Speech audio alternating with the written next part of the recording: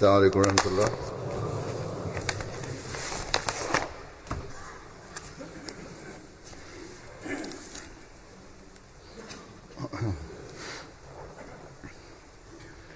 أشهد أن لا إله إلا الله وحده لا شريك له وأشهد أن محمدا عبده ورسوله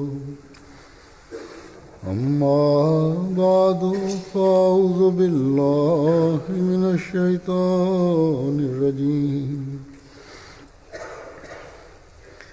بسم الله الرحمن الرحيم الحمد لله رب العالمين الرحمن الرحيم مالك يوم الدين إياك نعبد وإياك نستعين اهدنا الصراط المستقيم صراط الذين أنعمت عليهم غير المغضوب عليهم ولا الضالين.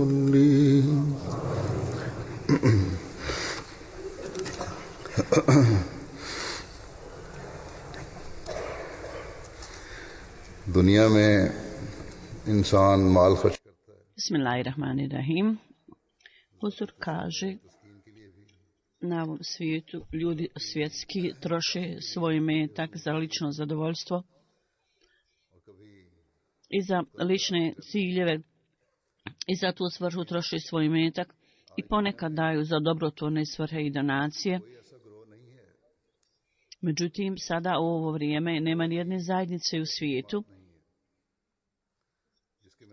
nema takve zajednice čiji članovi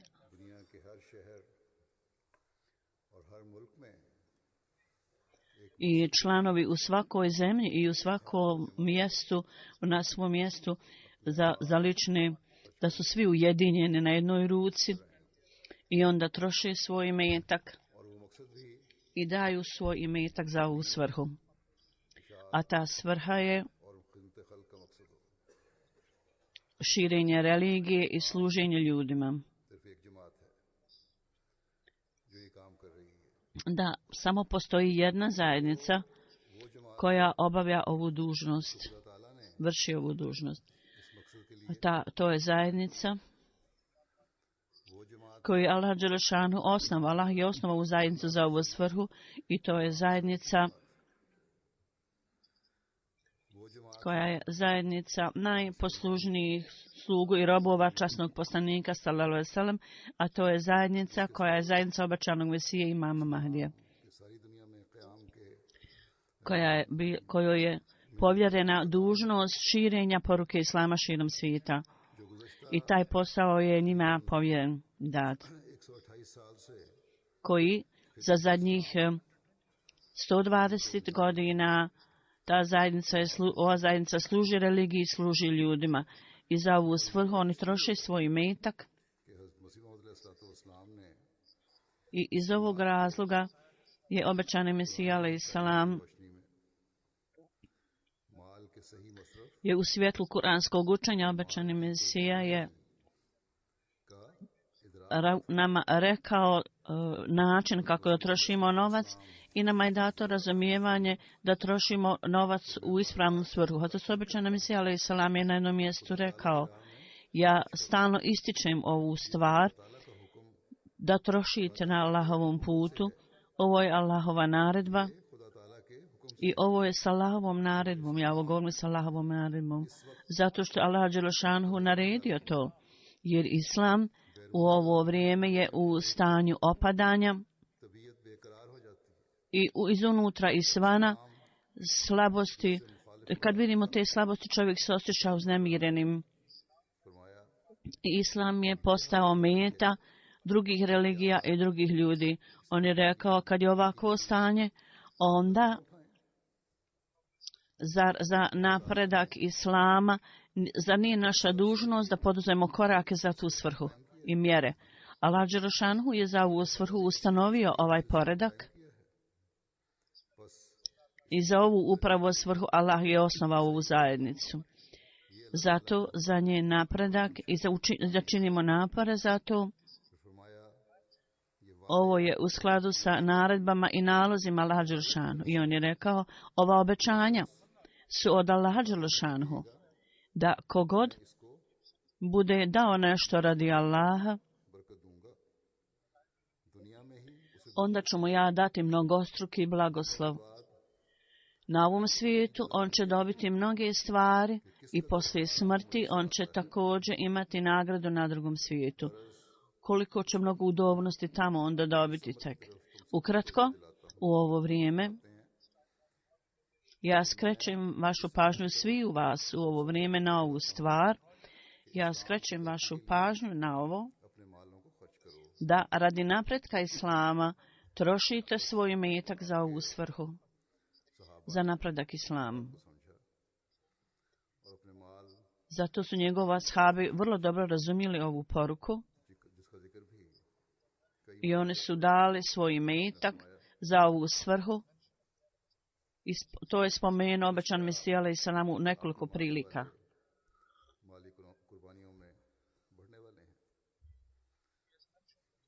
I on je spomenuo kako ljudi uvećavaju svoj stepen trošenja na putu Allahovom. Na primjer, u vrijeme kad je Minaretul Mesih, minaret u Kadijanu trebao biti osnovan, izgrađen radi objavljivanja literature i za neke druge svrhe, slično tome i za minaret u Kadijanu, Minaretul Mesih, minaret Mesai, onda Munši Abdullah Abdi Sahib, koji je bio službenik za prihode, on je to spomenuo i obećan Mesija alejhi selam kaže, nedavno mi Abdullah Sahib i Mija Šan Sahib, on je rekao, u mojoj zajednici dvojica su takvih ljudi koji su dali doprinose za ovu svrhu, koji je za druge ljude je stvar da se osjeća razlog, da se osjećaju da kopiraju, gledaju njihov primjer, pa našao njihov primjer. Munši Sahib je dao, on je bio isto službenik, uprkos vrlo malog prihoda, on je dao 100 rupija za ovu svrhu. Obično se i kaže, ja mislim da ovih 100 rupija mora biti da je on štedio mnoge mjesece da bi ovo uštedio. Ovo je jako vrijedno hvale, zato što je on za neke druge svrhe također već dao 100 rupija. I druga predana osoba koja je pokazala veliku hrabrost i srčanost je Mija Šadihan, koji je trgovac sa drvećem. On je već dao 150 rupija za jednu svrhu i za ovu svrhu on je poslao još 200 rupija za ovu svrhu. I ovo je ta osoba koja ima povjerenje, oslanja se na Allaha. Ako pogledate sve što ima u njegovoj kući, možda sve što on ima nije vrijedno više od 50 rupija. On je napisao da, pošto su ovo periodi suše i ograničenje u svjetovnom poslu, mnogo je bolje da idete u religijsku trgovinu. I šta god je imao, on je poslao. On je dao primjer nekih drugih ljudi također, koji obećani Mesija alejhi selam u svojim knjigama i knjigama izlaganja govora je spomenuo, koji su zanemarili svoje kućne dužnosti, jednostavno su uštedili pare za ovu svrhu. Obećani Mesija za članovi svoje zajednice spominje ovaj dobra običaj trošenja na Allahovom putu i to je kao sjeme, tako da generacijama troše na Allahovom putu i u dalekim zemljama ljudi koji su kasnije se pridružili. Ovi ljudi isto tako kad čuju o žrtvovanju ovih velikih ljudi i veličanstvenih ljudi i kad čuju da su za ovu svrhu oni trošili što je trebalo i oni razumiju duh zapravo žrtvovanja. Ovo je zapravo primjer da čovjek zaista bude iznenađen kad vidi ove primjere. Više nego bogati ljudi, ljudi srednje klase i siromašni ljudi, oni koji se žrtvuju, koji daju žrtve i iznenađujući primjere su ovi ljudi pokazali. Oni ne brinu se i nije briga za ove stvari, da naše jednostavno ožrtvovanje, kakvu će razliku to napraviti. Međutim, oni razumiju ovu poruku Allahovu koju Allah dželešanu kaže.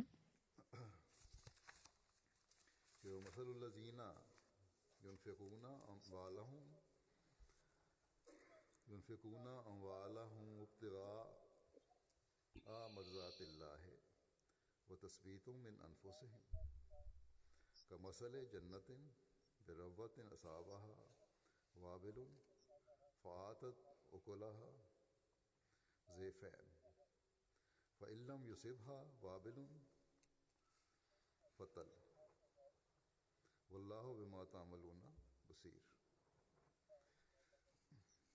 और उन लोगों की मिसाल U prevodu to znači primjer ovih ljudi, onih koji troše svoj imetak radi Allaha dželešanhu, da daju potporu nekim ljudima. Njihov primjer je kao bašća koja je smještena na visokom mjestu i vrlo jaka kiša padne i ona dadne plodove, obilne plodove. A Allah pažljivo gleda nad onim što vi radite. Dakle, ovo žrtvovanje siromašnih ljudi je kao sjeme kad malo vlage dođe koje bude dato bašći religije za njihove žrtve, to onda daje uvećane plodove. Allah daje uvećane plodove za to. Dakle, vidimo da uprkos činjenice što smo mi siromašna zajednica na svakom mjestu radi propagiranja islama i radi služenja ljudima, naša zajednica je zauzeta u tom poslu i onda Allahovom milošću Allah dželešanuhu također blagoslovljava ove napore u toliko mjeri da ljudi svijeta budu iznenađeni kako je moguće da sa skromnim sredstvima smo mi u stanju da obavimo sve ove stvari. Ovo je urađeno zbog toga što su ovo ljudi koji se žrtvuju, koji daju žrtva i nastoje da budu među onim ljudima čiji je primjer Allah dželešanu spomenuo na vakam triufikun envalehum uptega mirzatillah. To jest, oni troše svoj imetak tražeći Allahovo zadovoljstvo. Oni to zato troše. I onda kada Allahovo zadovoljstvo je njihov cilj ljudi, onda prirodno to donosi mnogostruke i velike plodove i žetve. I za njih su veliki blagoslovi. Onda, kao što sam rekao, uzdur kaže, tu mi imamo i ovih dana jako mnogo primjera takvog žrtvovanja. Ja ću predstaviti samo nekoliko stotina hiljada milja od Kadijana. Jedna mlada djevojka kad je došla u okrilje Ahmedijata, kako je onda njeno razmišljanje se promijenilo i mi imamo jedan primjer toga i kako je shvatanje dobila, kako je shvatanje stekla o vrijednosti trošenja na Allahovom putu. Primjer toga je o jednoj mladoj djevojci u Ugandi. Ona nije bila obrazovana, ona je studirala na univerzitetu i slušajte njeno iznošenje. Ona kaže, prošlog jula, prije nego što sam stupila u univerzitet, željela sam da kupim neke stvari, međutim novac koji sam imala u to vrijeme nije bilo dovoljno novca za to. I ja sam imala neki dug za doprinos da dam u džami, ja sam onda dala članarinu i doprinos i potpunosti sam vjerovala da će Allah sigurno mi pomoći. I bila sam jako zadovoljna što sam platila svoj doprinos.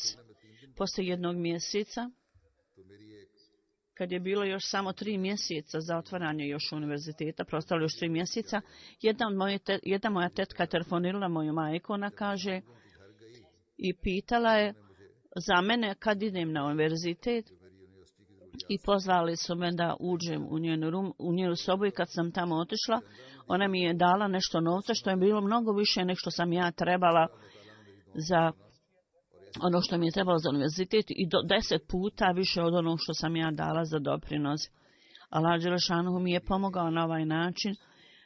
Odnekla ja nikad nisam ni očekivala da ću odatle biti pomognuta. Onda iz Indije jedna osoba, inspektor Kamruddin Sahib, piše o njemu, o toj osobi, u Karali, jedan čovjek koji je otamo, on ima posao, vozi taksi.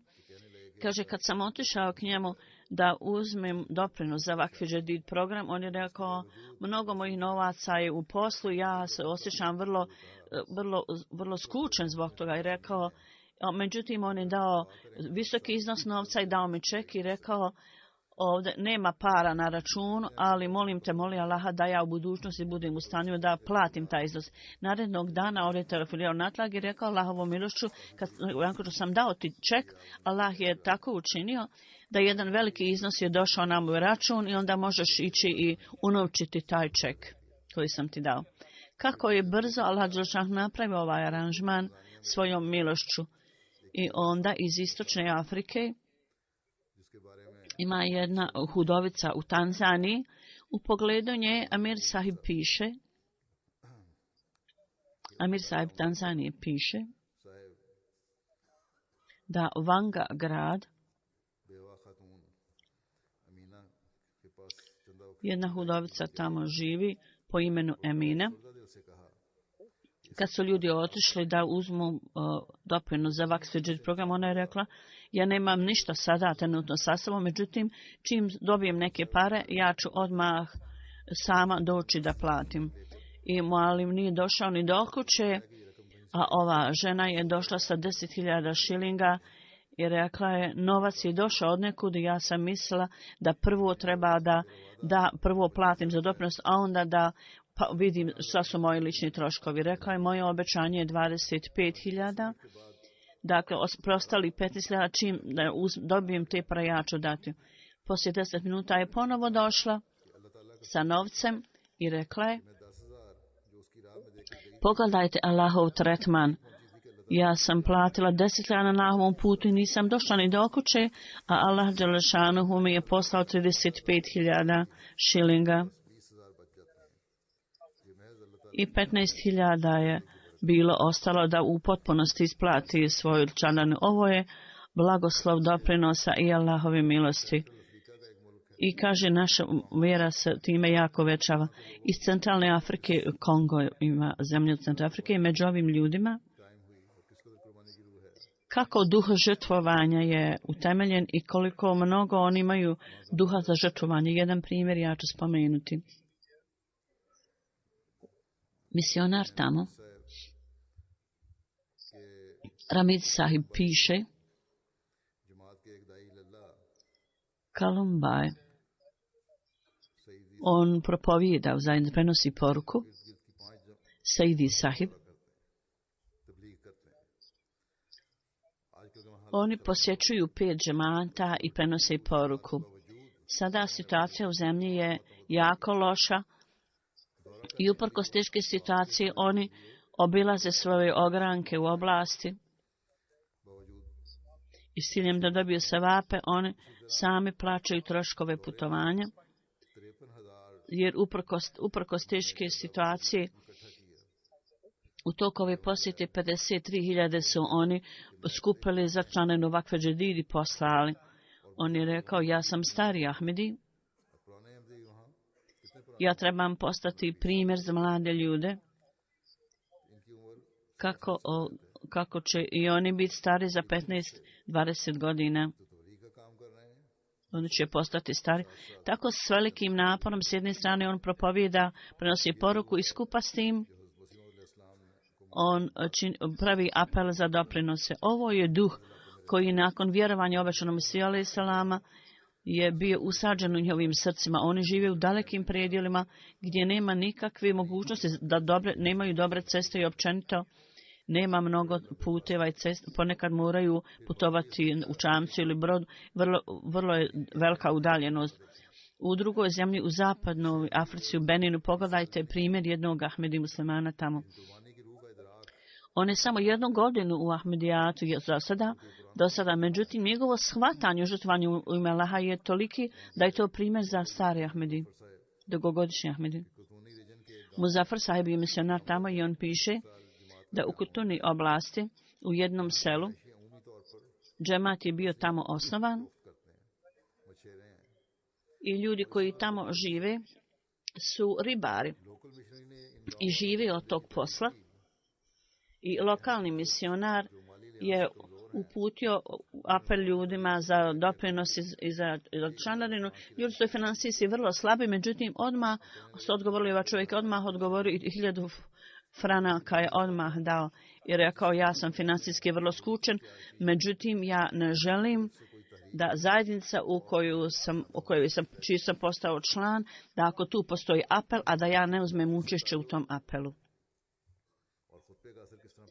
Onda vezano za hilafet i kako hudba ostavlja dojam na ove ljude i kako ljudi posvećuju pažnju doprinosima. U Burkina Faso imamo primjer toga među mladim ljudima. Pogledajte na njihov primjer. Nakon ulaska u Ahmedijat nije dugo vremena od kad su oni išli u Ahmedijat, međutim pogledajte na standard koji oni imaju. Amin Bolu Sahib je murabi tamo i on piše da u Buffalo oblasti, kad je 30. decembra, to je bila zadnja hudba ove godine 2016. I pozojujući se na novu godinu, ja sam dao hudbu, huzur kaže, nakon što je slušao ovu hudbu i ovoj novi Ahmedi i neki stari Ahmedi, odmah su poslije hudbe otišli kući i šta god su skupili, bili za proslavu nove godine, sve te pare su dali za Vakf Džedid program. I rekli su, kao što nam je halifa rekao, način da proslavimo novu godinu, mi smo tako poslušali sve ove nove godine, nove pare koje smo imali za proslavu nove godine, dali smo za Vakf Džedid program. Na ovaj način 76.000 franaka sve skupa oni su dali doprinos. Zatim također još jedna zemlja u zapadnoj Africi na obali Slanovače, to je mala jedna zajednica u selu. Pogledajte na njihov primjer. Mualim piše o tamo, Bakiri oblast, iz te oblasti, Muhammed Sahib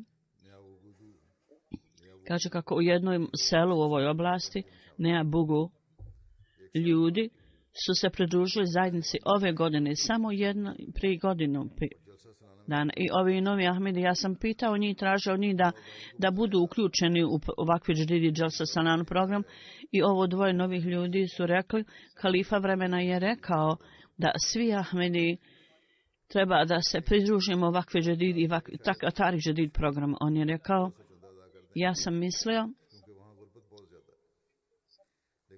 da neki ljudi daju doprinose, jer tamo vlada siromaštvo. Međutim, uprkos situaciji kakva je bila, skoro svaka osoba u tom selu su dali doprinos za Vakf Džedid. I jedan čovjek ne samo da je platio za Vakf Džedid, nego je zapravo putovao 600 km i također učestvovao u Jalsa Salani u Abidjan. I onda još jedan primjer žrtvovanja i blagoslova Allaha iz Tanzanije. Jusuf Osman Sahib, naš misionar piše o tome da jedan Ahmedi koji je invalid u nogama, nekoj invalidnosti ima i tamo nema struje u nekim oblastima i neki ljudi koriste solarne, sunčeve one staklo i tako da imaju samo jednu sjelcu da ugase. I ovaj brat je također dobio onu sunčevu, da koristi sunčevu energiju i dobio mobilni telefon i kakav god mali prinos je od toga dobio, i punio je telefone, kao šta god je dobio od toga, dao za doprinos. Kad je Malim skrenuo pažnju na njega da da doprinos, on je rekao, zadnje 2 sedmice ja imam 2000 šilinga sam dobio, jer je punio telefone ljudima, jer ima tu energiju. I kaže, ja sam sve te pare dao, platio na tačan. Malim mu je rekao, ako sve pare potrošiš, kako ćeš? Onda, šta ćeš potrošiti na djecu? On je rekao, Allah Đelešanhu je onaj koji omogućava, Allah će nešto omogućiti.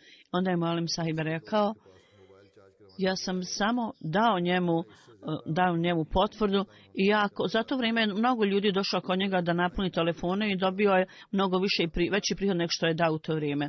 Dakle, u to vrijeme je ovaj brat rekao Malimu, pogledaj kako je nakon davanja doprinosa, koliko mnogo blagoslova Allah Đelešanhu je dao mom prihodu. I sada mi je Allah Đelešanhu dao još više nego što sam ja platio. Onda, kako sa žrtvovanjem, Allah Đelešanhu blagoslovljava ove ljude. Jako je mnogo primjera. Ja ću navesti još jedan primjer u Tanzaniji.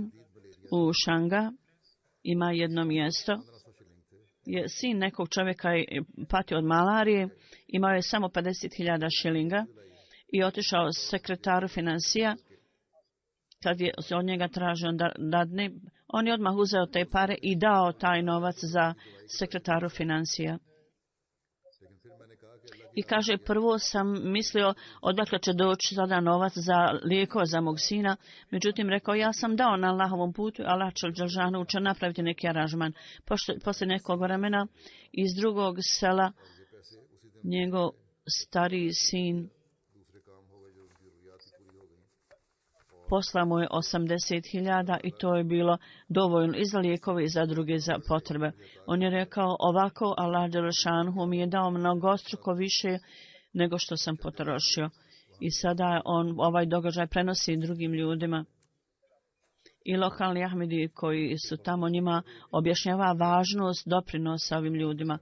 Zatim u zapadnoj Africi, u Maliju, jedan događaj žrtvovanja još jedne osobe tamo. Mubalik Bilal sahib piše da se Kasa oblast, jedan čovjek od tamo, u 2013. je on prihvatio Ahmedijat i poslije primanja Ahmedijata, u vrijeme primanja Ahmedijata on je bio jako finansijski opterećen i jako je mnogo bilo potreba i zahtjeva i također mu je približavalo se vrijeme penzionisanja. Nakon primanja Ahmedijata, kad je on saznao o blagoslovu doprinosa, on je dao u srcu obećanje, obećao da će redovno davati doprinos i tako je učinio. I uprkos teške financijske situacije on je nastavio plaćati redovno i sa blagoslovom doprinosa odjedanput se dogodilo tako da je on otplatio sav svoj dug i financijske teškoće i on je prevazišao to i kaže, dobio sam unapređenje od vlade i također odgođeno bilo penzionisanje i on sada uzima također učešće u instituciji oporuke i dao je oporuku. U Sierra Leone Munir Hussein sahib kaže, u Badžebu ima zajednica, jedan Ahmedi žena obećala je 4.000 lijona i nije bilo nikakvih određenih prihoda ona nije imala. U bašti je zasadila kasava, to je neko drvo koje je nešto kao cvekla i ona je to prodala i dobila nešto novca i kad je vrijeme za doprinos se približilo, sekretar je otišao u njenoj kući da uzme doprinos. Sav novac koju je ona imala, ona je skupila jedno dijete i uzelo to sve pare i potrošilo i bila jako zabrinuta. Sada vidite stanje njihove vjere. Jedan njen sin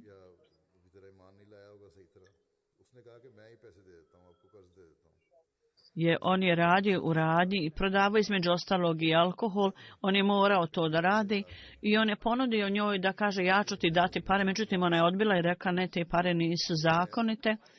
Ja neću iz tog prihoda platiti doprinos. Ovo je stvarno osjećanje vjere. I pogledajte na Allahovu postup, na Allahovu tretman. Ako neko traži Allahovo zadovoljstvo, kako Allah Đelešanhu postupa prema tim ljudima i kako je prema ovoj ženi postupao. Odjedan put Ovo ženi je došao neko i dao 10.000 liona i ona ne zna ko je to, ni zna tog čovjeka.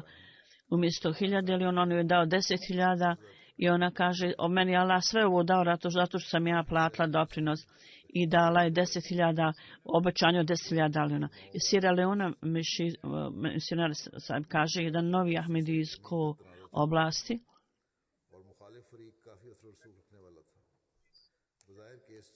To je bio neki slučaj o zemlji. I s ciljem da dobije taj slučaj, nije izgledalo moguće dobiti taj slučaj. I on je čuo o financijskim žrtvovanjima za gradnju džamije i rekao je, upozivajući se na blagoslov žrtvovanja, onda sam mislio da treba da dam neki doprinos, može biti. Možda je on primio Ahmedijat iz kršćanstva i rekao je, možda će moj slučaj vezano za zemlju biti riješen zbog tog blagoslova.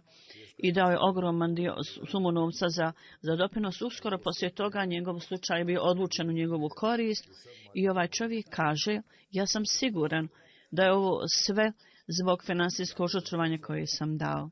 Financijske žrtve koje sam dao. U Kongu Kinshasa misionar Šad piše o tamo da je jedna žena imala je mali jedan posao i na samom početku godine u skladu sa situacijom izgledao je da možda neće biti nekog velikog doprinosa, međutim ona je doprinos platila na samom početku i mislila je posao koji sam ja poduzela i u ime Allaha sigurno neće imati gubitak. Onda je dobila jako dosta zarade i veliki prihod imala i nije bilo nikakvog gubitka u njenom poslu. Kad Ahmedi čine žrtve, kako to daje dojam na druge ljude i to otvara puteve širenja poruke. U Bangladešu jedan gospodin piše i kaže, neki ljudima smo mi prenosili poruku, ali nisu bili spremni da daju zavid bajata. Prošle sedmice ovi ljudi su došli u džamiju u toku hudbe posljednjeg petka i ovakve džedid od ljudi traže da daju ovakve džedid. Ovi ljudi koji su tek prenošena poruka gledali su na ove ljude i da bi da dobiju doprinos ovi hođe osuše grlo svoje, da potaknu da daju doprinose. Ovdje samo na malo najavu ljudi su stajali u redu da daju doprinos. Ovo je stvarni duh Islama. Ovi ljudi, gledajući na ovaj primjer, odmah su dali zavid bajata i prihvatili Ahmedijet. I za vakfe džedid su dali doprinos odmah za vakfe džedid. I onda iz Benina oblasni misionar Abdullah Saheb kaže, novo osnovana zajednica tamo, kad su ih posjetili da skupe za vakfe džedid, Hadži Saheb je rekao, pitao jedan gospodin gdje ćete potrošiti ove pare, on vjerovatno nije znao sistem džemata i pitao je kako ćete vi potrošiti ove pare.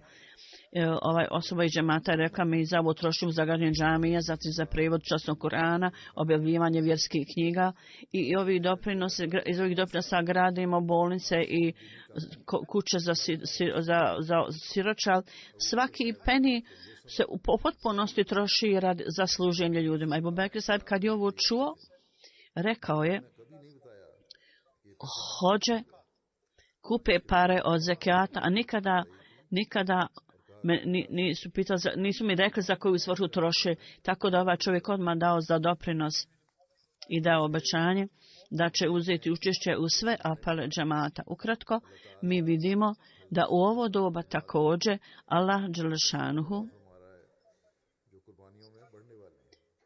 poklanja takve ljude u ovo doba i ovo vrijeme, takve ljude koji nadilaze u svojim žrtvovanjima. Oni su novi Ahmedi i za nekoliko dana Allah dželešanuhu stvori takvu revnost u njihovim srcima za fanatskim žrtvovanjima. Međutim, ovo je također moment da se ovi zamisle ljudi koji su imućni, koji su bogati. I zapravo je ovo povod za zabrinutost za ove ljude. Allah im je dao utjecaj i metak i oni žive u bogatim zemljama. Međutim, njihovo žrtvovanje je prilično skromno. U svakom slučaju ovdje ima jako mnogo ljudi koji daju izuzetno velike žrtve, međutim ima vrlo bogatih ljudi u svijetu koji posvećuju vrlo malo pažnje na ove stvari. Oni trebaju posvetiti puno veću pažnju na ovome. Pošto je ovo prva džuma u novoj godini, u januaru, obično tada najavimo novu godinu, Vakf Džedid, poslije spominjaju i nekoliko primjera. Ja sam samo izabrao nekoliko primjera nakon objašnjenja važnosti. Ja sada najavljujem početak 60. godine ovog programa i također sam spomenuo blagoslove Allahove za prošlu godinu. Huzur kaže, 31. decembra se godina Vakf Džedid završava programa, 59. se godina završila i Allahovom milošću džemati svuda širom svijeta u skladu sa izvještajima koji smo primili, oko 8.200.000 funti je skupljeno, to je više od 1,1 milijon i 29.000 više nego prošle godine. I IMSA ove godine također Pakistani na vrhu liste i prije svih džemata u svijetu.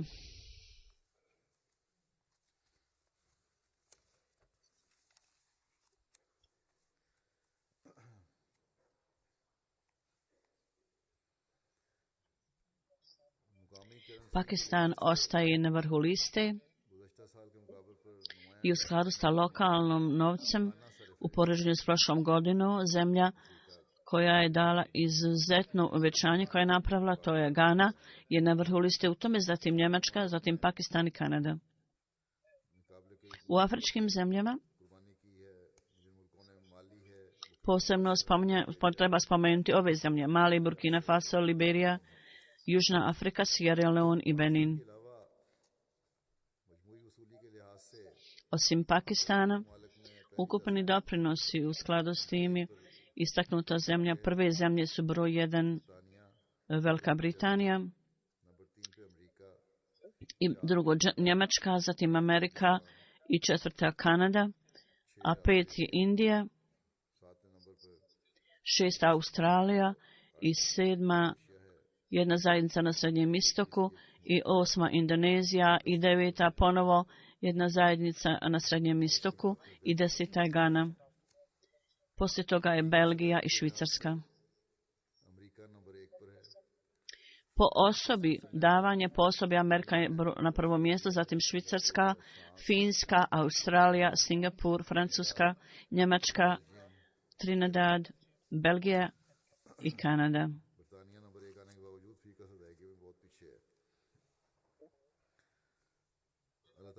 Velika Britanija, iako je broj 1, međutim po glavi plaćanje je ovdje mnogo manje. Broj učesnika je 13 ili 30.000, što je više od 100.000 više. I u pogledu povećanja broja učesnika, Kanada, Indija i Britanija su Nigerija, Gambija, Senegal, Benin, Niger, Kongo, Kinshasa, Burkina Faso i Tanzanija. Oni su jako dobro u ovom velikom posao. U Nigeriji ove godine nisu posvetili dovoljno pažnje jer broj učesnika je opao. Da je barem broj bio kao prošle godine iz Nigerije, iz jedne još ili dvije zemlje. Da je Nigerija uvećala broj učesnika, onda bi 130.000 je bilo uvećanje više od toga. To znači da su oni pokazali nema ili možda izvještaj nije kako treba napisan ili nije bio sakupljen kako treba.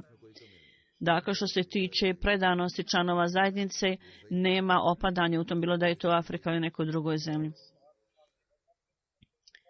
Ili nije bilo pristupljeno tom predmetu kako treba, ili sekretari koji općenito nisu možda nekad tako aktivni. Neko je pisao iz Rabi da Sadr koji je došao i rekao niste dali obećanje i niste plaćali. Ova žena je rekao ja redovno plaćam. On je rekao dogodilo se tako da Fakvi Džedid sekretar je bio tako lijen da nije uzeo nikakva obećanja od članova zajednice, inače bi se skupile pare. To pokazuje da je lijenost sekretara i zbog toga neki ljudi su lišeni plaćanja i ja mislim da se ista stvar dogodila i u Nigeriji. Osim toga, u Americi broj se također opao i nema opravdanja za to, niti ima opravdanja u Nigeriji. Broj ne smije da se smanji, treba da se uveća. U Ameriki, kao što sam rekao, po glavi stanovnika doprinos, oni su jako uvećali plaćanje po glavi. Po jednom članu. Oni su na prvom mjestu Amerika. I sve ove zemlje, oni koji su u ovoj kategoriji treba da posvete pažnju i gdje god postoji opadanje u ovom nadmetanju treba da analizirate svoje slabosti i ako i ove slabosti često nisu među kod ljudi nego zapravo kod vršioca dužnosti. I isto ovo odjeljenje Vakfi Džedid u Pakistanu. Broj 1 je Lahore, broj 2 je Ravba i treći Karači.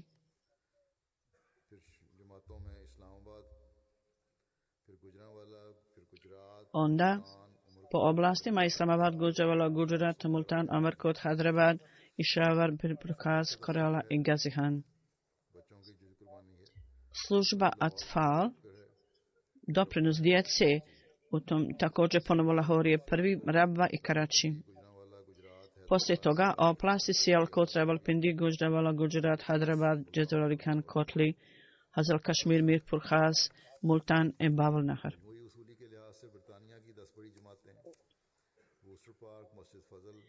10 velikih džemata doprinos ovog Worcester Park, Masjid Fazl, Birmingham South, Putney, Rains Park, Bradford, New Malden, Glasgow, Birmingham West i Gillingham. Ukupno, London B je broj 1, a London A je drugi, Midlands i North East i South, sjeveroistok i jug.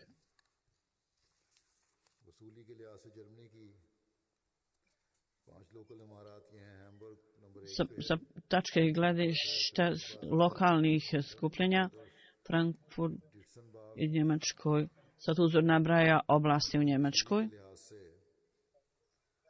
I ukupno je skupljeno 10 džemata koji su skupljeni. Huzur sada nabraja te džemate u Njemačkoj.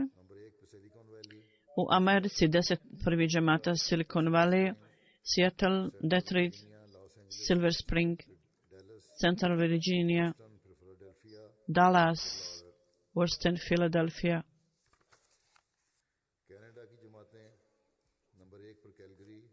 U Kanadi džemati su Calgary, East Peace Village, Vaughan, Vancouver i Mississauga.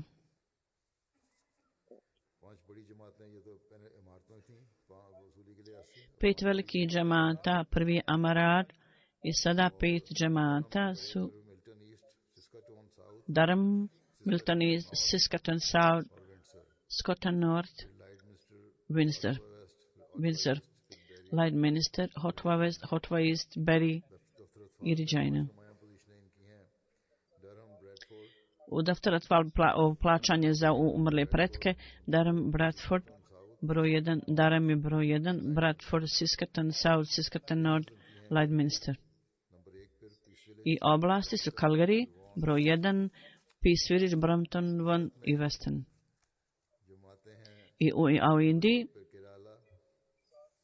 zajedno su ako broj 1 Kerala. Ovo su provincije, Jammu Kashmir, Tamil Nadu, Karnataka, Telangana, Odisha, West Bengal, Punjab, Uttar Pradesh, Delhi, Maharashtra. I u Indiji 10 džemata Kerala, Calicut, Hyderabad, Pattapriyam, Kadian, Kolkata, Bangalore, Sulur, Pankati. U Australiji džemat su Castle Hill, Wasden Park, Berwick, Perth, Adelaide, South, Cambridge, Longwarren i Request.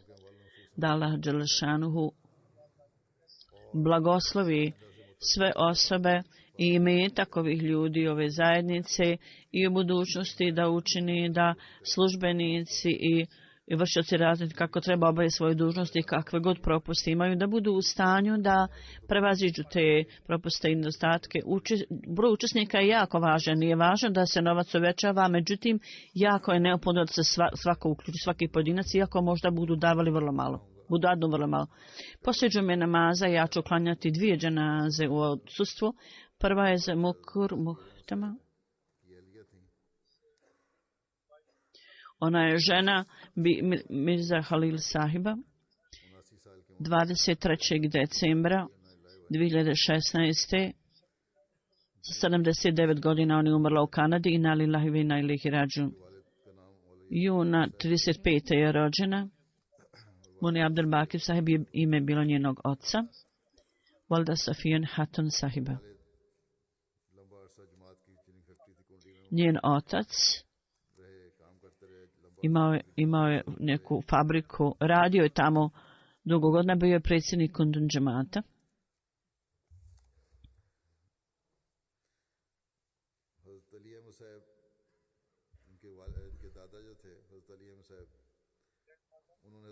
Njen djed Ali Sahib je dao zavid bajata na ruci obećanog Mesija alejhi salama.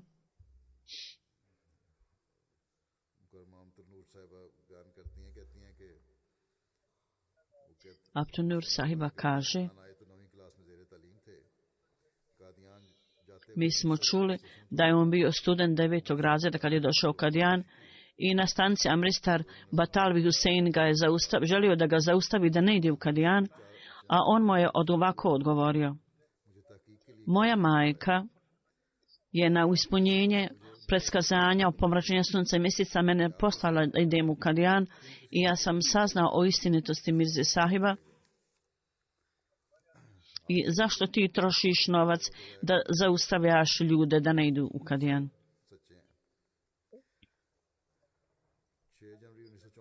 I vrijeme koje trošiš također pokazuje da je Mirza Sahib ispravan i istinit. Ova gospođa se kasnije udala i kao što sam spomenuo, ona je bila žena Mirza Halil Sahiba. Mirza Halil Sahib je bio sin Hazreti Muslima Auda. Bio je sestrić Kalifatul Mesiha II. Sin Hazreti Amatul Haj Sahibe.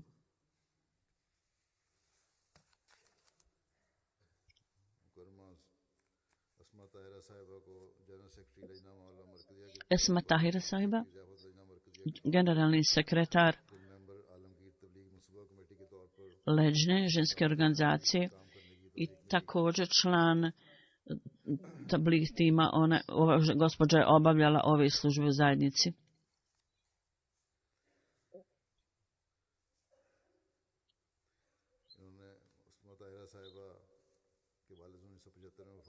Esma Tahira Sahiba, njen otac je umro 79. i ona je ostala sa roditeljima. I Esma Tahira Sahiba u pogledu nje, ona je bila moja tetka. Huzur kaže, ja znam da je ona svoga muža, porodicu i rodbinu tretirala vrlo ljubazno i lijepo.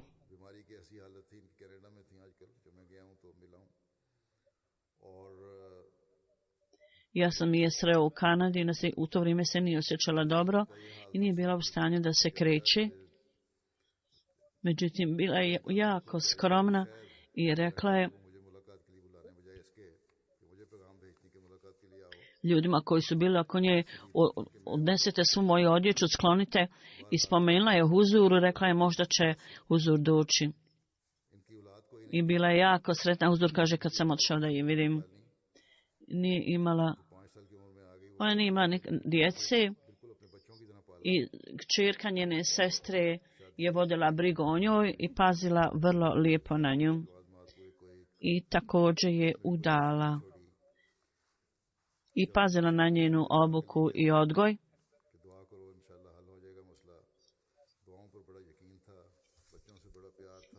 I ona kaže, kad god sam ja bila zabrinuta, ona je meni rekla samo uči dove, i imala je veliku ljubav prema djeci i vodila veliku brigu o njihovoj obuci i odgoju. I uvijek mi kaže, govorila, uvijek djecu vodi u džamiji i ne budu zauzeti u džamiji, onda bit će vezani za džamiju i neće biti loši i neće biti izgubljeni. Uvijek u zajednici, kaže, ona je od mene tražila, ova žena koja je pazila, govori o ovoj mrtvoj ženi, kaže, savjetuje me da dajem za oporuku i savjetuje me da cijelo vrijeme budem vezana sa džematom. Bila je vrlo ljubazna prema slugama u kući. Bila je jedna žena,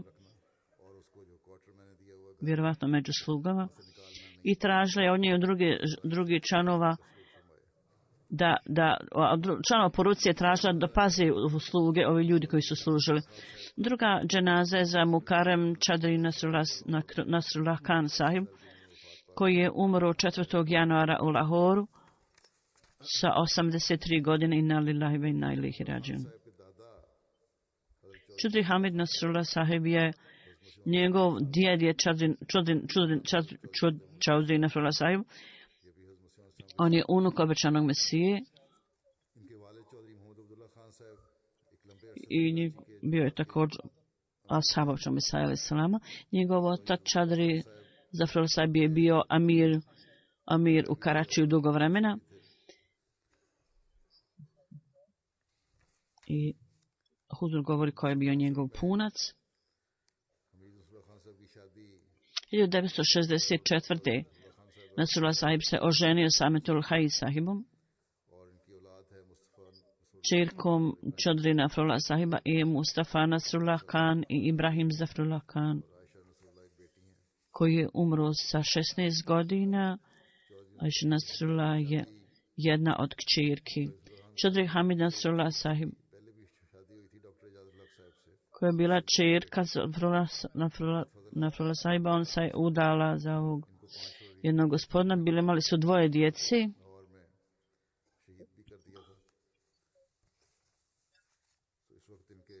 I 1994. on je bio ubijen u Lahoru. On je imao 2 sina i jednog kćerku u to vrijeme. Djeca iz prethodnog braka, on je imao djecu iz prethodnog braka i vodio je brigu o toj djeci vrlo ljubazno i na drag način. Hazrat Kafsul Mesih III. 75. on je određen za, kalifa ga je treći odredio za amira te oblasti. I 43 godine on je bio amir džemata Lahor i služio. I 2009. zbog slabog zdravlja ja sam onda rekao mu, pogledaj, moraš paziti na svoje zdravlje. I on se izvinuo i rekao da mu zdravlje ne dozvoljava da dalje nastavi. I ja sam poslije toga Huzur kaže odredio novog amira. Šejh Munir Ahmed sahib, koji je bio ubijen 2010. ili 2009. on je bio amir. 1974. stanje je bilo teško i opozicija, osposobljavanje je bilo vrlo teško, iako on nije bio amir tog vremena, nije bio amir u to doba, on imao jako mnogo dužnosti od trećeg halife i on je sve to obavio na vrlo fin način. U Visokom sudu 74. godine, kad je služio također kao službenik visoki na sudu, i 84. slučaj je bio u sudu I on je također tamo obavljao službu. Imao je čast da kad se iselio, kad je preselio iz Pakistana, od Rabve do Indije, on je bio u društvu sa Kalifatul Mesih IV. Jer iz Rabve, koliko ja znam, Huzur kaže, on je bio taj koji je vozio auto iz Rabve u Karači. U toku ovog perioda je Darul Zikr, valjda neka nova džamija se pravila i mnogo posla je u to vrijeme urađeno. I isto tako je bilo dodatak u prelipena džamija u to vrijeme i u Lahoru džemat je bio u stanju da napravi vrlo velike financijske žrtve i u toku zadnjih 23 godine bio je predsjednik ove fondacije jedne i služio u tom svojstvu. 1984. Hazret Kalifatul Mesih IV. Je u to vrijeme preselio iz Pakistana u London, kao što sam rekao, i ovaj čovjek je imao čast da bude u društvu Kalifatul Mesiha kad je on prešao iz Pakistana u London. Edem Sahib je napisao knjigu, Edem Sahib je spomenuo o njemu u svojoj knjigi Chaudhry Munawar Sahib, sekretar financija, piše da je ovaj gospodin Rahmatli vodio brigu o radnicima koji su radili s njim, vodio brigu o njihovim najmanjim potrebama i ako mu traže neki savjet, on bi vrlo ljubazno dao savjet. I 9 godina je imao također neku sumu, međutim nikad nije pokazao nikakvo nezadovoljstvo, uvijek je sarađivao sa Hudamul Ahmedija omladinom i 5 ištema i skupova se održavalo van Lahora i on je učivao u svemu što je trebalo da ima upute. Chaudhry Nasrullah Sahib, on je bio vrlo dobar administrator i u to vrijeme je posjećivao sve džemate i nadgledao džemate i imao je sa svim džemat dobar kontakt i članovi Medžlisa Amela bili su mu od pomoći, njegova pomoćna ruka. I ovaj dan gospodin nam kaže u poslušnosti halifatu, on je bio potpuno predan tome i vrlo ljubazan prema radnicima džemata. I imao je poštovanje prema ljudima i odavao im počast. I dok je radio sa mnom, prvo smo imali neku službu, mislim u bezbjednosti, kaže uvijek je sarađivao s centrom i s potpunom pokornošću on je obavljao ove dužnosti i također radio sa mnom, ovaj gospodin kaže, i dokle god je bio amir, on je uvijek vrlo lijepo sarađivao. Poslušnost je bila istaknuta odlika od ovog čovjeka Ahmed. Kada Nandiki Sahib, Amir Sahib piše, on je spominjao ovaj događaj ovezano sa kalifatom, on je počeo i nastavljao je spominjati jedan događaj, spomenuo da je on išao u Bhavanpur i na putu Hazret Kalifatul Mesih III je dobio od njega poruku, hajde dođi u Rabu. On je zapravo stigao u Ravalpur i tamo je napustio svoj posao i odmah otišao u Rabu. I u toku noći je tamo stigao. I prije Fajr sabah namaza on je tamo stigao. I počeo naokolo je šetao i u vrijeme tahadžuda noćnog namaza blizu džamije ili u vremenu između. I onda je poslao poruku i rekao ja sam ovdje, ja sam stigao.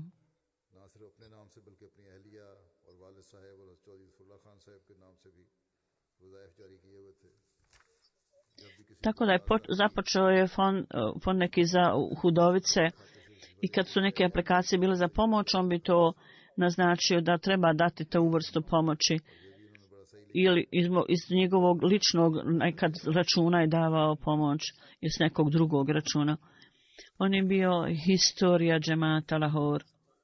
Neko je tako napisao o Rahmetli. U svakom slučaju, Allahovom milošću, on je imao odlike vodstva i on je to koristio. Nasr Shem Sahib piše, sekretar Fazl Omer fondacije, kao što sam rekao, 32 godine on je bio predsjednik. te fondacije. Kažu Fazl Međe, nakon odlaska Čazi Safrullah sahiba, 86. on je bio određen za predsjednika i skoro 32 godine on je obavljao dužnost u Fazl Omer fondaciji. Vrlo ljubazan je bio i vrlo nježan i vrlo dobre, lijepe prirode.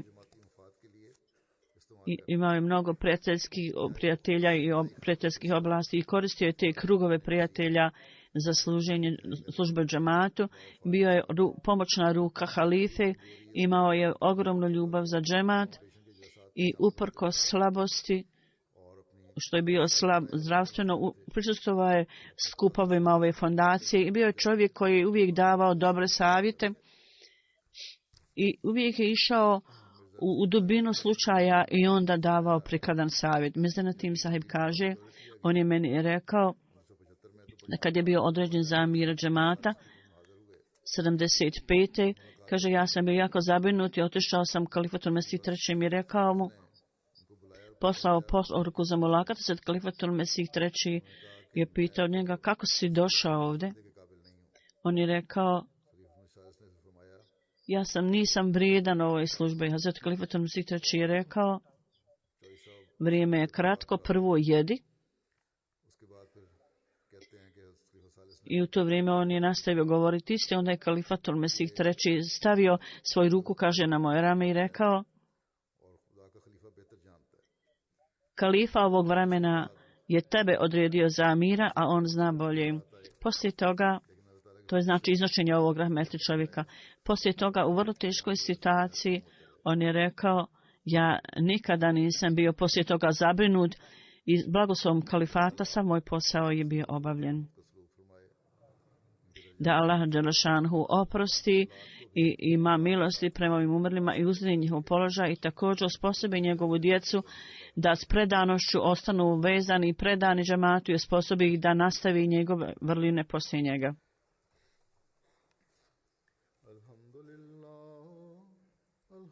Alhamdulillah, nahmaduhu wa nasta'inuhu wa nastaghfiruhu wa nu'minu bihi wa natawakkalu alayhi wa na'udhu billahi min shururi anfusina wa min sayyiati a'malina.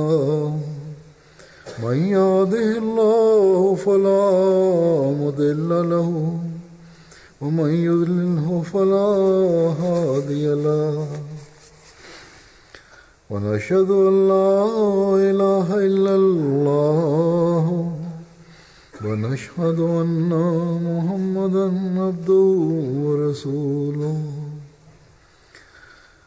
عباد الله رحمكم الله إن الله يأمر بالعدل والإحسان وإيتاء ذي القربى وينهى عن الفحشاء والمنكر والبغي يعظكم لعلكم تذكرون اذكروا الله يذكركم وادعوه يستجب لكم ولذكر الله أكبر.